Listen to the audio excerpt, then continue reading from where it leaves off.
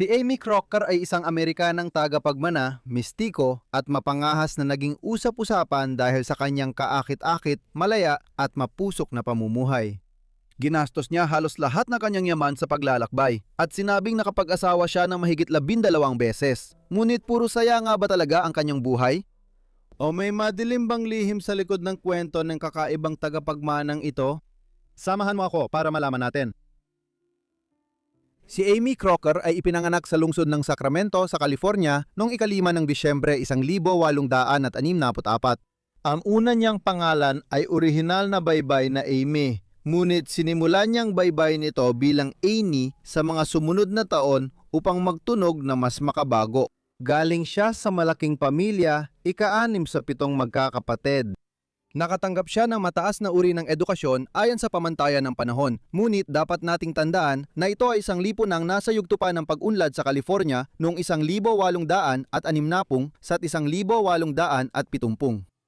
Nakuha ng Estados Unidos ang rehiyon mula Mexico noong 1848 matapos ang digmaang Amerikano-Meksikano at nagsimula ang malawakang paninirahan ng mga taga-kanluran 1 taon matapos matuklasan ang ginto rito. Dapat intindihin ang kwento ni Amy ayon sa kanyang pribilehyadong pinagmulan. Ang pamilya Crocker ay napakayaman. Si Edwin B. Crocker, ama niya, ay isang kilalang abogado at dating politiko mula New York na lumipat kasama ang kanyang pamilya sa Sacramento noong kalagitnaan ng 1850 sa matapos pakasalan ng pangalawang asawang si Margaret Rhodes, ina ni Amy. Ang kapatid ni Edwin, tiyuhin ni Amy, ay si Charles Crocker, na kalaunan ay naging isa sa tinatawag na Big Four na mga mamumuhunan na nagpundo sa paggawa ng unang transcontinental na riles. Noong 1860 inilatag nito ang mga linya ng tren mula Iowa sa Midwest hanggang San Francisco, kaya pinagdugtong ang US Rail Network mula Atlantic hanggang Pacific. Si Edwin ang nagsilbing legal na tagapayo ng Big Four sa kumpanya at binigyan siya ng mga shares kaya naging napakayaman niyang tao. Nang siya ay namatay noong 1875, 10 taong gulang pa lang si Amy at minana niya ang $10 milyong mula sa kanya, nakatumbas ng mahigit $300 milyong sa halaga ng pera ngayon. Kaya sa buong buhay ni Amy, hindi niya kailangang mag-alala tungkol sa pera. Isa sa mga pinakakilalang aspeto ng buhay ni Amy Crocker at tiyak na nagdulot ng maraming espekulasyon sa media ay ang magulo at makulay niyang buhay pag-ibig. Maaga itong nagsimula. Bilang isang teeny dyer, nabahala ang ina ni Amy sa pagkahumaling niya sa mga lalaki, kaya't agad niyang ipinadala ang kanyang pasaway na anak na babae sa Europa sa pag-aakalang ang mga impluwensya ng lumang mundo ay maaaring magpagaling sa kanya sa kanyang mga suliranin. Kabaligtaran ang naging epekto nito. Habang nag-aaral sa isang elitistang paaralan sa Alemanya noong unang bahagi ng dekada 1880, nagkaroon si Amy ng maikling relasyon sa isang prinsipe ng Alemanya na humantong sa kanyang unang alok ng kasal. Naiwasan ang kasal nang tumakas si Amy kasama ang isang torerong Espanyol. Isa itong maagang palatandaan tungkol sa kanyang malayang estilo at magulong personal na buhay. Pagbalik niya sa California matapos ang unang paglalakbay sa ibang bansa, pinakasalan ni Amy si Richard Porter Ashe noong 1882 sa edad na 17. Siya ang 21 anyos na pamangkin ni David Farragut, unang admiral ng US Navy at pinarangalan bayani ng digmaang sibil ng Amerika. Simulat sa pool, puno na ng drama ang kanilang relasyon. Habang nasa kanilang honeymoon, ang tren na kanilang sinasakyan ay nadiskaril, kaya kinailangan nilang lumikas agad mula sa mga bagon. Matapos ang 1 taon, nagkaanak sila ng si Alma na naging sentro ng mapait na labanang sa diborsyo na maghiwalay sila. Dahil sa mapanganib na pamumuhunan at pagkalugi sa pera ni Ashe, pati na rin sa pagsusugal noong kalagitnaan ng 1880 S. Naging pambansang balita ang mga pagdinig sa korte. Sa huli, pinaboro ng hukom si Richard na sinabing siya ang hindi gaanong iresponsabile sa dalawang sira-sirang magulang ni Alma. Sa bandang huli, si Alma na pinalitan ng pangalan sa batas bilang Gladys makalipas ang ilang taon ay inampon ng ina ni Amy at siya ang pangunahing nagpalaki sa kanya. Nagdesisyon si Amy na lisanin ang California matapos mabigo ang unang kasal niya. Sa pagkakataong ito, nagtungo siya pakanluran sakay ng barko mula California papuntang mga isla ng Hawaii noong 1888. Hindi pa bahagi ng Estados Unidos ang mga ito noon, bagamat nagsisimula na magkaroon ng malaking papel ang mga negosyanteng Amerikano sa mga gawain doon, pangunahing layunin ay para makontrol nila ang industriya ng prutas doon. Di nagtagal, nakilala niya si Haring Kalakauan ng Hawaii, ang huling hari ng mga isla at kilala bilang masayahing monarko. Matagal na silang magkakilala mula 1881 nang makilala ni Amy, 16 anyos noon, ang masayahing monarko sa pagbisita nito sa Europa. Kaya naman, mainit na tinanggap si Amy pagdating niya sa Honolulu at ginawad sa kanya ang titulong Prinsesa Palaykalani. Binigyan pa siya ng hari ng sarili niyang isla kahit isa ito sa maliliit at halos walang naninirahan na isla ng kapuluan. Sa Hawaii, nakilala at napangasawa ni Amy ang kanyang pangalawang asawa. Si Henry Mansfield Gillig ay kapitan ng barko, eksplorador, minsang salamangkero at mang-aawit ng opera. Sa madaling salita, siya ang perpektong kakaibang karakter para mapangasawa ni Amy. Iskandaloso rin ang pagbisita sa Hawaii. Nabigla ang mga lokal na misyonaryo kay Amy na dumagsa roon upang gawing Kristiyano ang mga katutubo at minsan pa nga ay tumaya siya sa Honolulu na tatakbo siya ng hubad sa gitna ng lungsod. Nanalo siya sa pustahan at huminto pa siya sa gitna nito para subukang kumbinsihin ang isang banda ng mga may gitara na nadaanan niya na samahan siya. Hiniling ng mga misyonaryo sa hari na paalisin siya sa mga isla, ngunit tumanggi ang hari. Sa huli, nang umalis siya, ito ay para sa kanya at kay Henry na magtungo sa silangan para maglibot sa malayong silangan ng Asya kahit nababalik sila ng ilang beses sa Hawaii. Mula 1889 hanggang 1894, sina Amy at ang kanyang pangalawang asawa ay naglakbay sa buong rehiyong Pasipiko. Dinala siya nito sa China, Hapon, Hong Kong, Borneo, India at marami pang ibang lugar. Kung paniniwalaan ang sarili niyang mga kwento tungkol sa mga taong ito na isinulat niya sa kanyang alaala at iba pang akda. Wala pang nagpakita ng ebidensya na nagsinungaling siya sa kanyang alaala. Nagkaroon siya ng kakaibang karanasan sa panahong ito. Iniiwasan ang ilang mga kanibal na mga ngaso ng ulo sa silangan. Indies, naranasan ang mga tagahagis ng kutsilyong sobra ang sigasig sa lungsod ng Shanghai at China at di umano'y nakaligtas pa sa isang tangkang lasunin sa Hong Kong. Sa kolonya ng British Island, tumambay din siya sa isang opium den at sinasabing binili niya ang kalayaan ng isang prostitute. Hindi na nakapagtataka na hindi laging nakakasabay si Henry sa kanyang asawa. Paminsan-minsan bumabalik siya sa California para magpahinga habang tuloy lang sa paglalakbay si Amy. Sa mga taon ding yon, nagsimula siyang mangolekta ng mga kakaibang bagay tulad ng perlas, mga hiyas, mga Chinese na florera, mga estatwa ni Buddha at marami pang iba. Naging isa rin siya sa mga unang babae sa kanluraning mundo na nagkaroon ng serye ng mga tattoo. Isang bagay na noon ay tradisyon pa rin ng mga katutubo sa ilang bahagi ng mundo noong huling bahagi na ika-11 na siglo. Nanirahan na ng tahimik sina Amy at Henry sa kalagitnaan ng dekada 90 ng 19 na siglo pagbalik niya sa California. Nagpunta sila sa silangan at nanirahan sa New York, ngunit nagsimulang masira ang kanilang pagsasama at nagdiborsiyo sila noong 1900. Matagal nang alam ni Henry ang paulit-ulit na pagtataksil ni Amy at habang nasa malayong silangan, nagkaroon siya ng ilang karelasyon, kasama man o wala ang pangalawang asawa. Makalipas ang maraming taon, sinabi niya kung hindi nasunod ang mga batas ng kanluran at tradisyong Kristiyano. Sa totoo lang, mahigit 12 beses siyang nag-asawa dahil ilan sa mga naging karelasyon niya sa malayong silangan noong 1870 sa theoretical na pinakasalan siya sa mga poligamiyang pagpapalitan ng mga panata.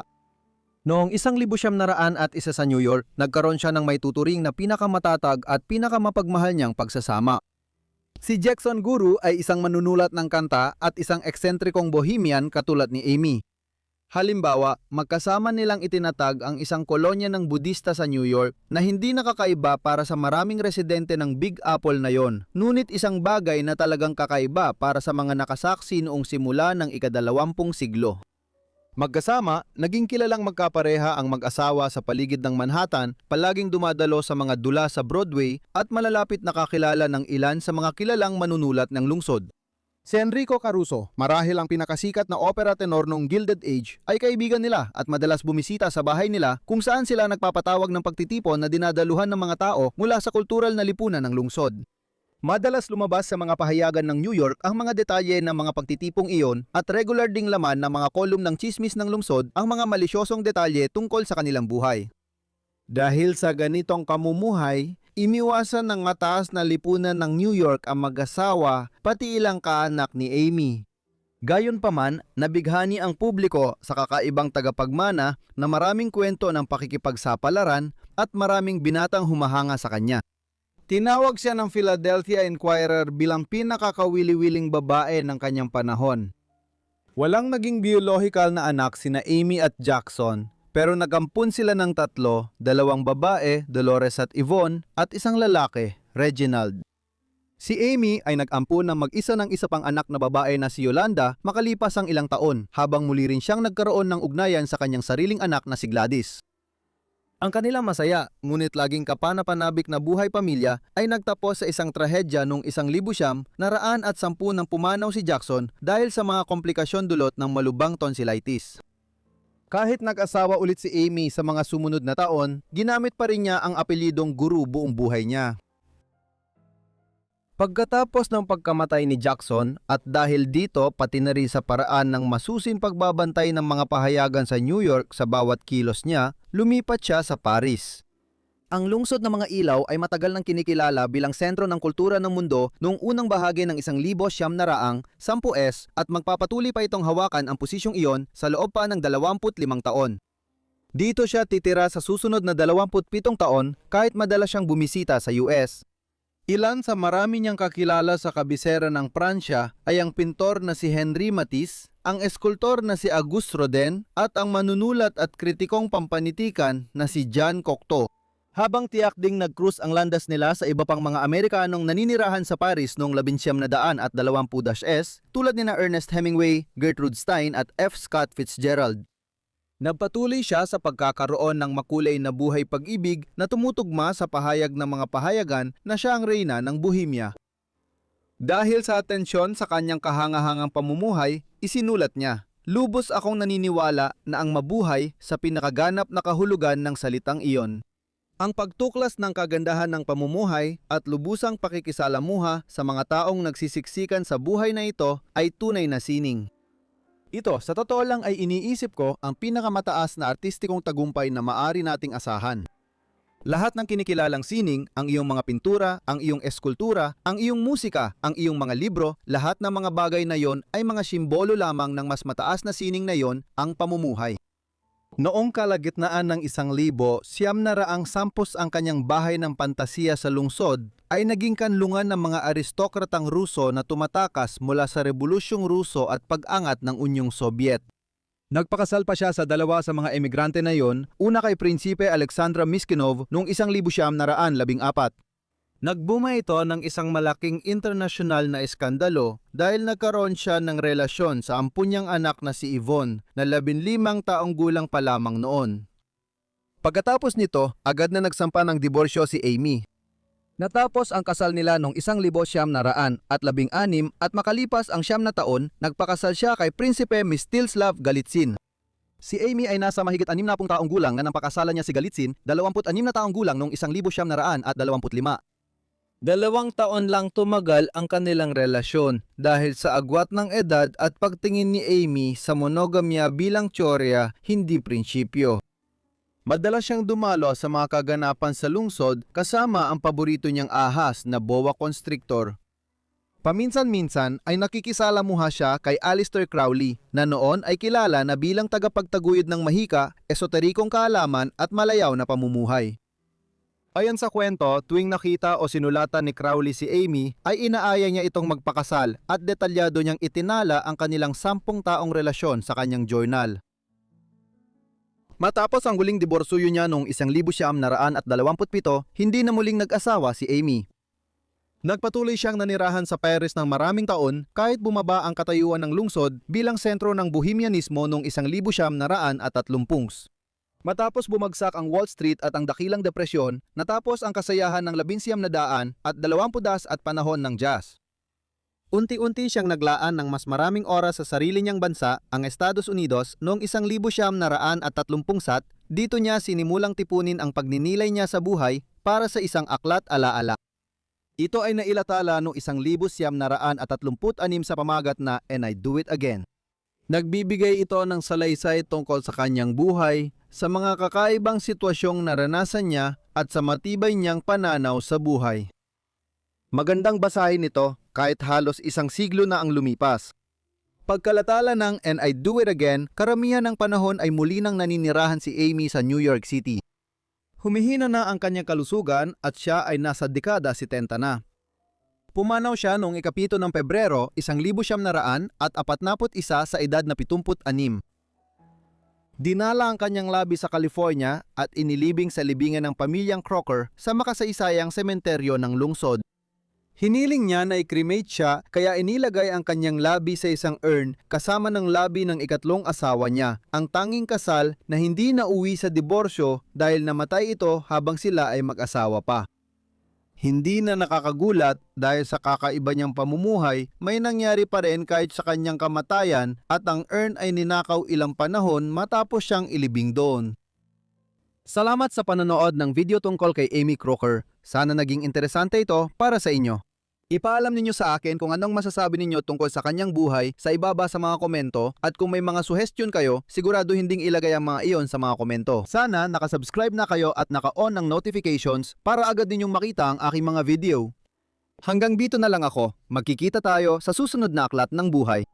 Salamat!